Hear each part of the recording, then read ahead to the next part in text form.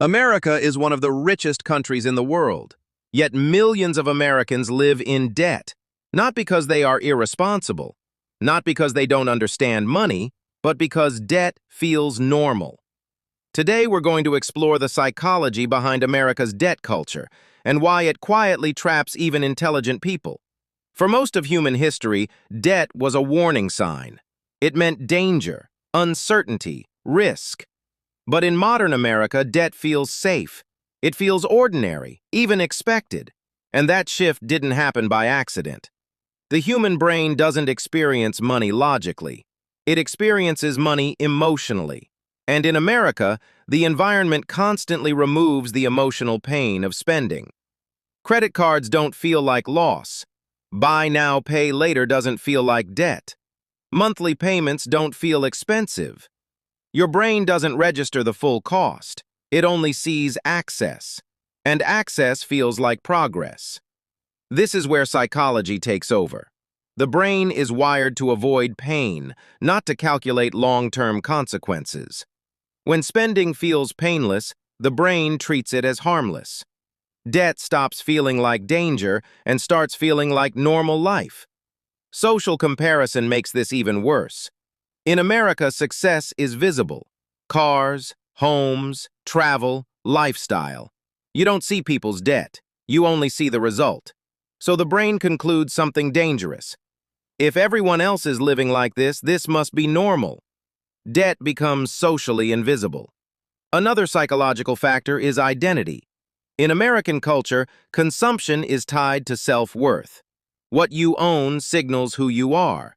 So spending doesn't feel optional. It feels necessary.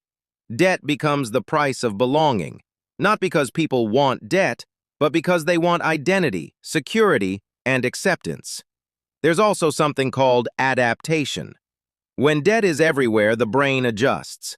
What once felt stressful starts to feel familiar, and familiar feels safe. This is why many people don't panic until debt becomes overwhelming. The danger doesn't arrive suddenly, it creeps in quietly.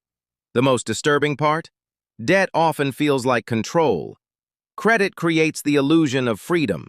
You can buy now, solve problems instantly, delay discomfort. But psychologically, delayed pain is still pain. It just arrives later, when it's harder to escape. This is why intelligence alone doesn't protect people. Smart minds justify debt better. They explain it. They normalize it. They convince themselves it's temporary. But behavior doesn't change through understanding alone.